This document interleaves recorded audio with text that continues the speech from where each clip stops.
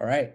Hey, Dan, good morning. Thank you so much for hopping on the call with me. I truly appreciate you taking time out of your day. Right before we start, can you tell us a little bit about yourself? For sure.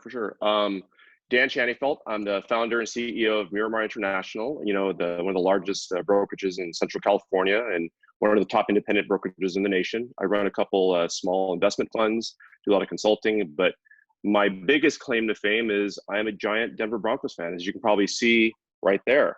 Yeah, yeah, awesome. You know, and I was talking to you yesterday. One of the things you said to me was you've been on Zoom calls weekly with Mark Cuban. Tell me more about that. I'm super excited to hear about that.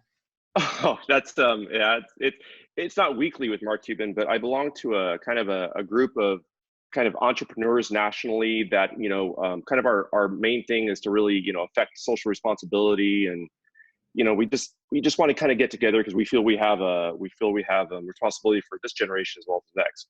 But regardless, we get a lot of really cool speakers to come on board and really kind of share where they're going, especially in this day and age, because there's such a void of leadership right now. Correct. And yesterday we were fortunate enough to have Mark Cuban come on. So that was awesome to get to have a chance to do a Zoom call with Mark Cuban. And Yeah, it's interesting where the type of people we've spoken with is they have just as many Zoom issues as we all do, right? They have like kids running through the background, like dogs yeah, barking, but it's yeah, all the same. yeah, But the thing with Mark is, that dude, he's a really smart dude. I mean, I'm gonna start with that. And part of this thing, and I'm glad you're doing this, Alex, and thanks again for thank you. inviting me on there. But you never want to be the smartest guy in the room, right? You want to try to surround yourself as much as possible with people who are above you intellectually and maybe even in the business realm. And definitely this group I was blessed to ask to join. I'm like a low rung. I might as well be serving their coffee and stuff. So, but I'm cool with that. That's But I'm gonna pretty tell you, cool. Mark, he, like I said, smart dude. He's really into robotics. He's a really big proponent of getting our American supply chain back over here from overseas, because I mean, you can see kind of the chaos this is all causing Yeah, by having a lot of our medical the components that create a lot of our medical issues, whether it's ventilators or medication, that we're having to rely on a foreign country to import that, and our supply chain is definitely suffering because of that. yeah, But I'm going to tell you, Alex, one of the biggest things that I personally took from the call yesterday was that he's a firm believer in, during these times of chaos and during these times of danger, there's a lot of opportunity. And he really believes that, probably 25 to 50 of the next big things as far as companies are being formed right now, right now in this environment, because we're at home kind of just yeah, thinking about how to make a better mousetrap. I mean, if you really look back, during times of chaos, some of the biggest companies in the world have been created, right? Uber in the last recession, GE during the Great Depression, IBM in the 70s oil crisis, FedEx, Disney, all these like long lasting companies were created in times of chaos. And so those environments tend to bring out the leadership qualities in all of us, as well as a kind of a need to fill a certain oh, vacuum that exists. yeah. What do you think? What kind of companies do you think going to come in place with this downturn? I think you're going to see a lot of virtual companies obviously come out virtual because it's out of necessity. And you're going to see a lot of larger, slower companies go out, to be honest, because they're Yeah, not able to adapt. They're not agile.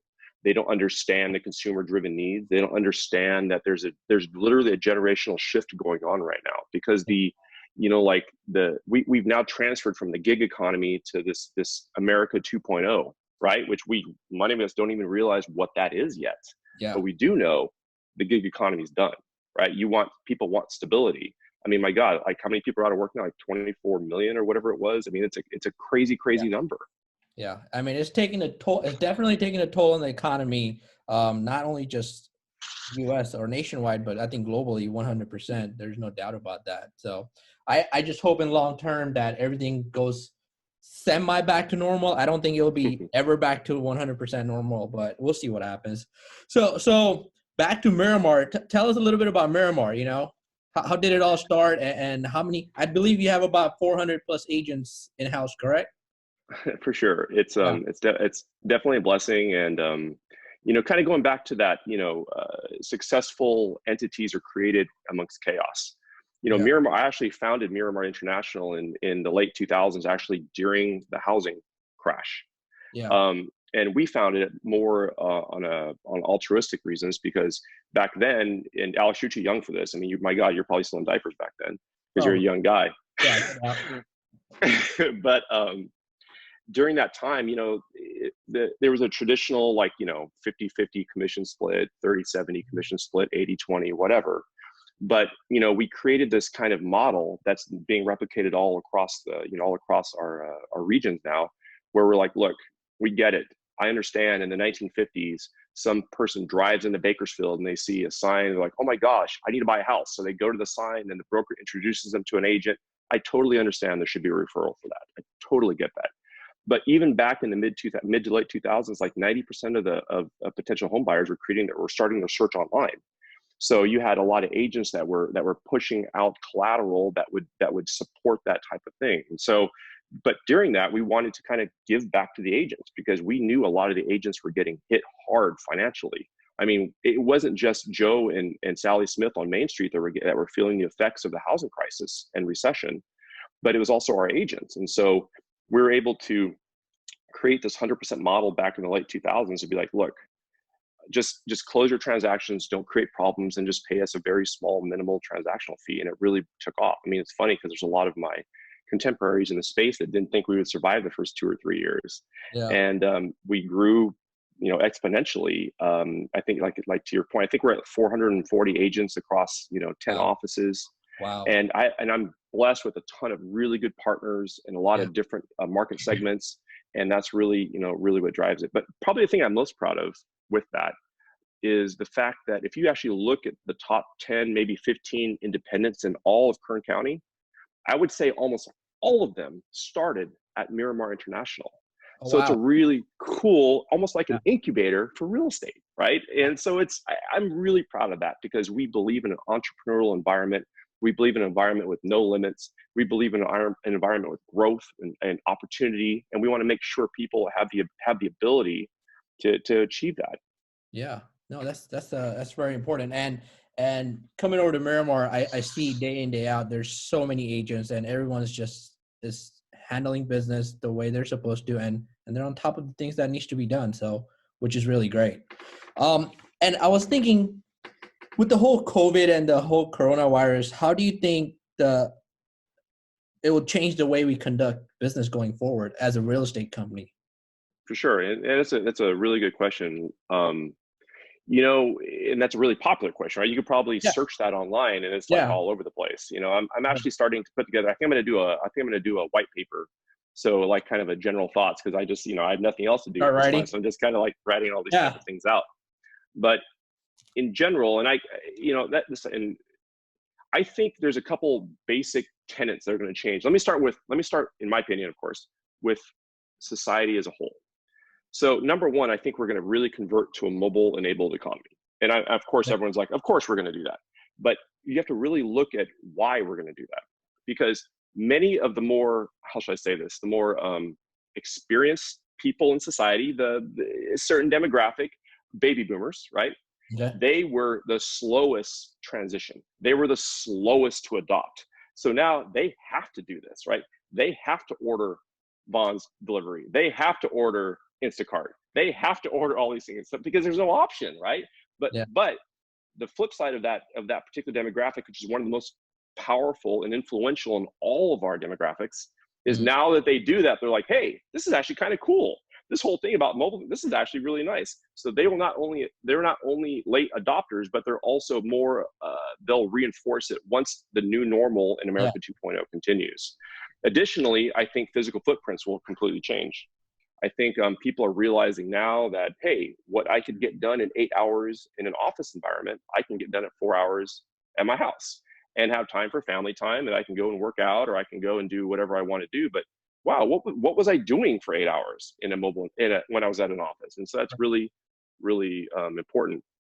Thirdly, and I mentioned this earlier, but talking about a gig economy, a lot of people in this millennial generation, they were used to this gig economy. And a gig economy, for those who don't know, are just being paid on a per job basis. Like, right, go take my Uber Eats, deliver it here, and do Uber or do a Airbnb, rent out for one, whatever the case is. Right. But all of a sudden, all these people who were supportive of that gig economy are now moved back in with mom and dad.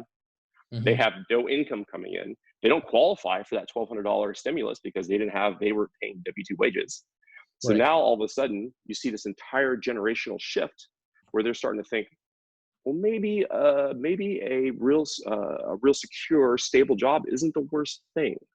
So these are some of the things I think that will, that will drive this economy forward. I think fear and uncertainty will drive this Generation C, and it's all these millennials in Generation C, which is the coronavirus generation. But the silver lining is, and Alex, you're a new dad. Congratulations. Thank you. Family time is back, right? We're eating at the table. It's 6 o'clock dinner because we have nothing else to look forward to during the day. We're like, oh, what's for dinner today? We're gonna make crock pot or whatever. Yeah. But 6 o'clock dinner time. But the most important thing, the silver lining, is I also think we have a chance to really reassess what's important to us during this time. Mm-hmm. And we have a chance to really be like, okay, so what are we doing? What are we doing with our life? We have a chance to go less hamster wheel and more true self, whatever that is for each of the individual people. Maybe even self-development, right? I mean, you're just correct sitting at the house, you're picking up a book that, or even myself, I was not a big fan of reading, but now I'm taking an hour out of my day and I'm reading a book. You know, wow, I thought I would do that, right? Because I was a big fan of audiobooks because I'm always on the go, and I would just listen all the time. Now I'm literally reading a book. So definitely major changes. I completely agree with you on that. So Alex, what are you reading right now? I'm reading How to Be a Millionaire Real Estate Agent by Gary Keller. Oh, that's a really good book. Actually, funny enough, that actually got me started along my real estate path. I actually originally got into real estate because, no offense, but I wanted to invest. My passion the whole time has been investing, and I read that book and also Everyone Wins, right? The founding of Remax. Yeah. And I read The Millionaire Next Door and Rich Dad Poor Dad. This almost the standard fare. Yeah. Oh, and also Richest Man in Babylon. That's a must read. I've heard of that one. Yeah, Richest Man in Babylon. Okay, I have to check that one out. So as a broker, what advice do you have for agents? Adapting in a socially distanced world. What do you think they should be doing differently to survive in today's market and prosper? It's obviously a very popular question these days. Yeah. Because agents, to your earlier point, people are kind of like, well, we have time to really do things that were pushing us out of our comfort zone before, whether it's reading or social development, or maybe we're getting back to basics. I actually think this is a market that's going to shed a lot of the fat. And unfortunately, even in real estate, I think you're going to see a lot of people who don't take it seriously, maybe look for alternative career modes, and that's good or bad, wherever your position is. I just think that it's something that's going to happen. It's inevitable. But to your point, as far as we have to really consider what that new normal means in order to be successful in this socially distant society moving forward, because regardless, even when we get a vaccine, even when we solve the corona case, we can't change some of the mental impacts and social distancing things that are just basically being pounded into our fabric right now. But to kind of answer your question, as we enter a new normal, I would suggest, a couple things, especially to some of the agents and especially to some of the teams we work with. Obviously, you have to have better use of video, right? Showings, marketing, communications. Alex, I know you do a really good job. This is why you're one of the top agents in Bakersfield, not just Miramar, but all of Central California, because you engage in a video presence, right? And I think, when they say the rich are going to get richer, I think that's going to be the same in real estate as well. The ones who engage and adopt and really embrace video, they're going to be the ones, you guys are going to be the ones that are really going to capture market share moving forward. So you've got to get a video link ready to go. So when someone goes, hey, I want to see your property at 123 ABC Street, you have to have a link with good video, not crap video. Good video ready to send to them, because this is the mobile economy. This is America 2.0. This is the next stage of real estate. Also, I highly recommend agents invest in tools that can assist you in buying and the virtual buying and selling arenas, whether that's the 360 camera. I mean, as simple as a selfie stick, because I see a lot of people doing the walkthroughs on FaceTime and they're horrible, right? I can't see the property. Yeah, I kind of want to see the person talking, but not really. I kind of want to see them off to the side. With Right. the selfie stick, you can kind of get everything as you're going through these properties, right? Right. But please upgrade your laptop. Some of these people out there, I'm like, dude, seriously, you do not have to have a 1980s laptop that weighs like 50 pounds and has like it doesn't have Intel. Intel wasn't even founded when some of these people did this. Get a high processor that's able to process video. Right. And then I think the other thing too, and this is actually for two segments, figure out a place in your house where you can actually do video, right? I think that's gonna be really important because you're gonna be talking to clients in the same room, whether that's under your stairs or a side office or maybe some closet you weren't even using, whatever. Change it, make it about who you are, put some things in there because this is a chance to really create what people see in you. And as we all know in sales, that's super important. What are the little things? What are the details? What does that say about you? Right. Right. Just like I'm also, Frank Sinatra album in the background. I like that. I'm a big Frank Sinatra fan. We bought an investment property, and it's funny enough, we went through this investment property, and oh my gosh, we popped open this closet, and there was all these records, and I'm like, oh my gosh. And so I have a buddy who owns a record store, and he's been just dying to get up there to get through there. But I cycled through them real quick, and I was like, nope, I want one record, and that's the one. That's actually kind of funny. It's like it was like a 1950s record, and he offered me a ton of cash for it, but I had to pass on that. Yeah. But also during this time, go ahead. Sorry. No, so you're talking about investment, right? And one of the things that we've spoke about in the past is agent fund badge, right? So absolutely. So yeah, tell me more about that because I'm heavily interested in it, and I'm sure other people, other realtors would definitely be excited to hear about that. For sure. So one of the things I was a big proponent of during this time, and even when we started, because I don't know if you guys realize this, but today's the 24th. So technically today is day 34 of the stay in place policy mandate by the governor. So Right. 34 days. What have you done in the last 34 days? Correct. Right? It's kind of a sobering thought. We get it. The first 7 days, you're probably drinking. You're probably like, what the heck's going on? You're probably going, oh my gosh, I'm buying as much toilet paper as I can. I get it. But okay, what about the last 27 days then? So now reality is set in. So what are you doing? And so a couple buddies of mine on that entrepreneurial kind of group that I belong to were like, you know what?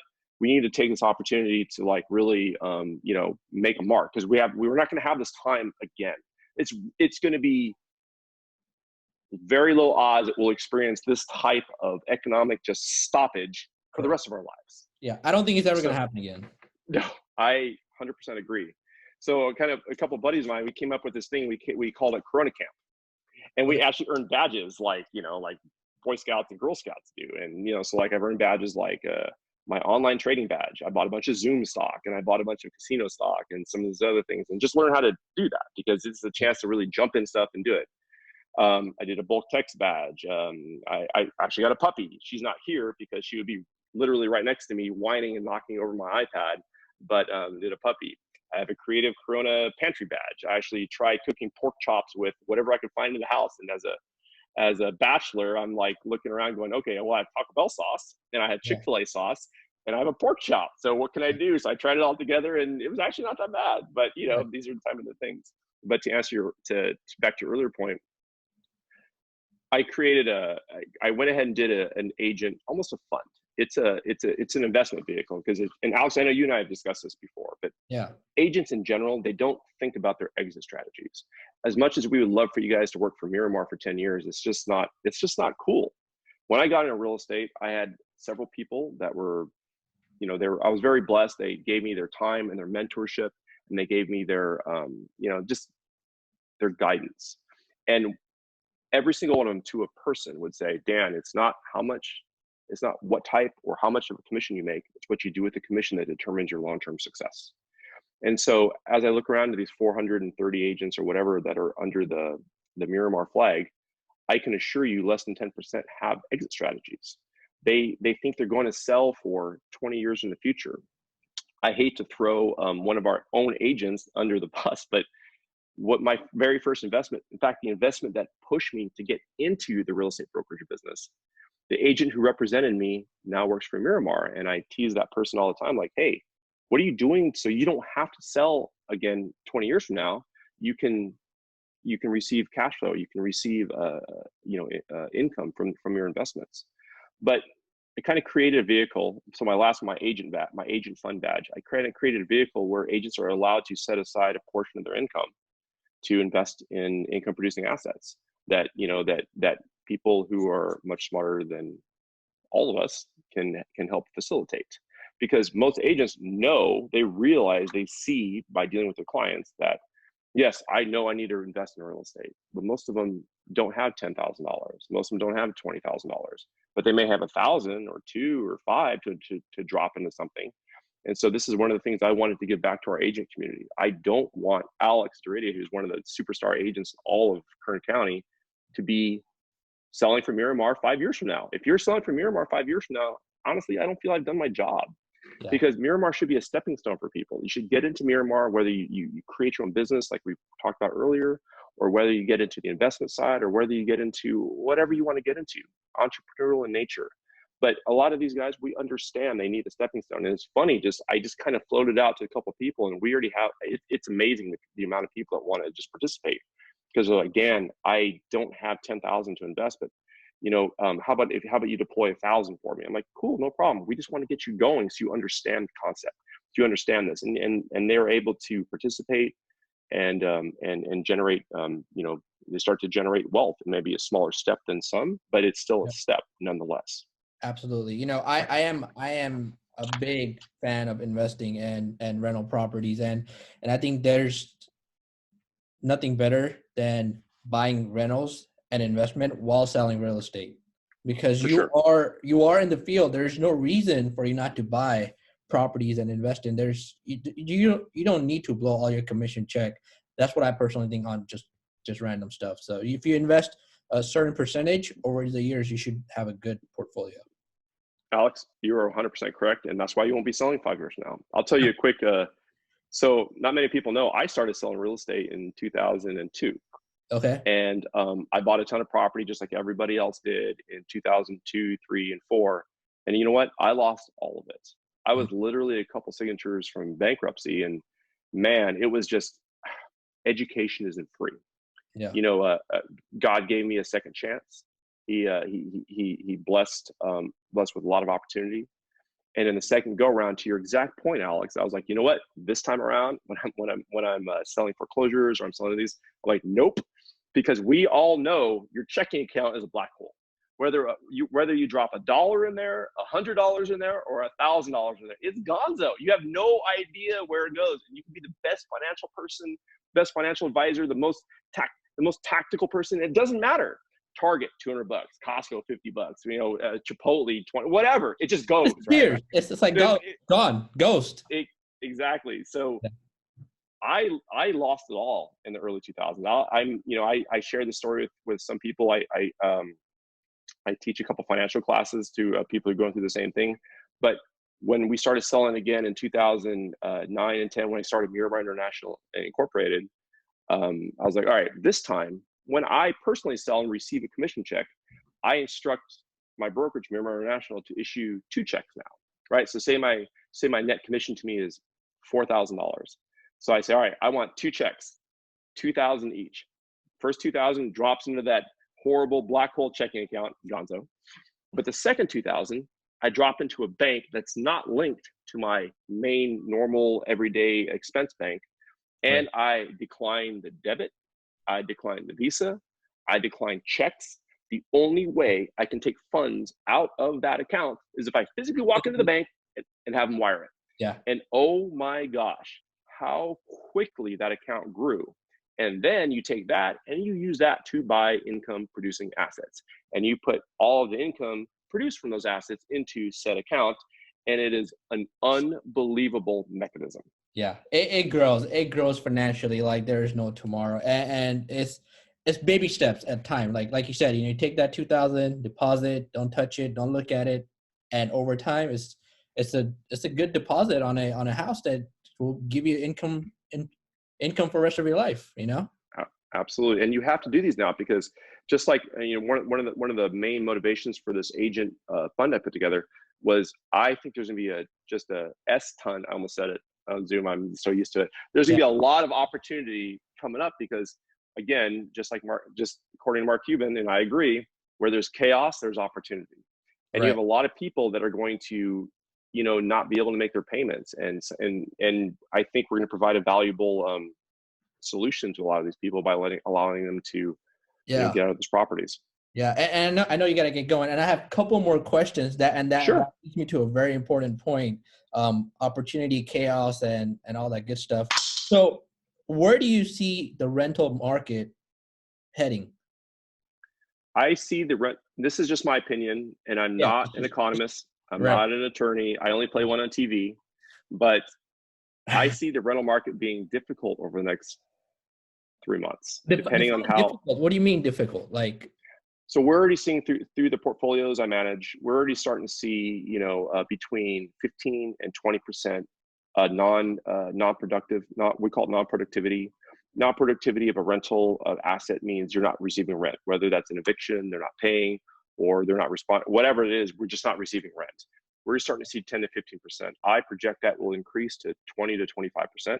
okay. I mean, you have to understand, with this level of unemployment across the country, don't forget, in the US, 3/5 of all employees are wage earners, and those are the ones that are taking a hit right now. So although I agree we can't get back into this into a normal society until science figures out what's going on exactly, we have to really balance out this the impact our economy is causing. But to answer your question specifically, I think you're going to see a lot of people that are they're super fearful right now, and they're not going to make their payments, and they're going to house in place, and they're going to hunker down and build up their walls. And I think there's going to be some opportunity in that as well. Yeah. And then so, and you're a landlord and you manage portfolio and all that good stuff. So what advice do you have for landlords that have not received their rents from the tenants? So what we did in the month of April is we try to be proactive about it. I know in the portfolios I manage in my own in my own personal portfolio, we reached out to a lot of our tenants and we're like, look, we get it. No one really knows what's going on. I tell you what, if you are able to pay by the 5th or whatever date you have as a due date, we'll give you a 10% off, and we'll try to work with you guys. But please, what we need is communication. What we don't want is just completely don't talk to us, because we know as a society, unfortunately or fortunately, when people encounter a challenge, they just tend to shut down, right? They just shut their doors, they close their windows, and you don't talk to them, because then we don't really know what's going on. So we assume the worst. But that doesn't mean that there's not a solution. And so even for some of our properties, we're able to talk to the tenant, and yeah, the tenant was laid off from food service or hospital, crazy enough. Yeah. And we're like, hey, can you just tell us, can you just give us that paperwork that you were laid off, whatever. We turned and took that paperwork to our portfolio funds or whatever, or banks or whatever. And we're like, hey, look, we're experiencing a 15% decline in income coming in. Is there any way you can defer interest payment, or can you do this or whatever? But I think the main thing is communication with the tenants. You have to establish that open and honest line. Plus, once this thing gets to America 2.0 and the next new normal, you're going to have a good relationship with that tenant. And don't forget, that tenant at the end of the day is still a customer. You want to have a good relationship with that customer because you want them paying rent forever, right? I agree. And we'll wrap up after this question. And where do you think the mortgage industry is heading? I think you're going to see a lot of changes in the mortgage industry. Okay. Number one, you just saw yesterday where Fannie and Freddie they're able now to actually take properties that were in forbearance for, I think it was 4 months. That was a huge, huge turn for a lot of these big time banks, because they need direction as far as, well, what can we fund? What can we not fund? Because a lot of the banks we work with on a day-to-day basis, right? Yeah. They're going to fund, but they don't service their loans. They sell their loans on the secondary market, whether that goes to Fannie or Freddie or whatever it is. Yeah. But I think in the interim, these banks are just like you and I, Alex. They're trying to figure out, do we have staff to process a loan? Do we have staff to underwrite? How about appraisals? How does that work in this environment? Everyone's trying to figure out what the go forward strategy is. Yeah. And the issue becomes is no one really knows. Everyone's waiting for, like, hey, let's just get through April. Let's just see how it goes. So I think personally, rates are going to drop a little bit over the next 30 to 60 days. Okay. I also think that the lending requirements are going to loosen a bit, because when this first happened, the lenders were basically like, nope, stop. We don't want to fund anything. The only things we're going to fund are like perfect A plus plus plus plus paper, because we know they're never going to default. Because now versus square peg and square hole, you may have octagonal peg Yeah. that fits in a square hole, but you just you got to kind of work it a little bit. Right. So, but again, I'm not an economist. I just play one on TV. Yeah, yeah. Fair enough. Well, hey, Dan, look, once again, thank you so much for your time. I truly appreciate it. Is there anything else you want to say to this whole digital world out there on Zoom? No, I just know that Alex, we've only known each other for about a year or so. I'm Yeah. gonna tell you, it's if any agents are out there, or any clients that are out there that are thinking about using representation, I'm a big believer in professionalism, and we come from an industry where unfortunately we get beat down all the time about non-professionalism. And Alex, I mean, look, he showed up in his tie. He didn't have to do that. I just put my black shirt on, right? This is my standard Zoom uniform, right? Yeah. But Yeah. Alex, every time I see Alex, he's dressed to the hilt, but more importantly, he takes it seriously. And Yeah. even in this environment, you're at the office at 8 o'clock, not 8:01, 8 o'clock. And I think that's going to be really, really important. So for anyone listening, Alex is one of the better agents I've seen out there, and we've seen a Yeah. lot that have come through our doors. And I can tell you the ones that are going to be successful and the ones that are going to fight for you. And I know Alex is one of those people. So I hope if you go down that path, Alex has our full confidence. All right. Appreciate it, Dan. Hey, thank you so much once again for kind words, and we'll talk soon. Thank you, sir. All right, take care. Thanks. Bye.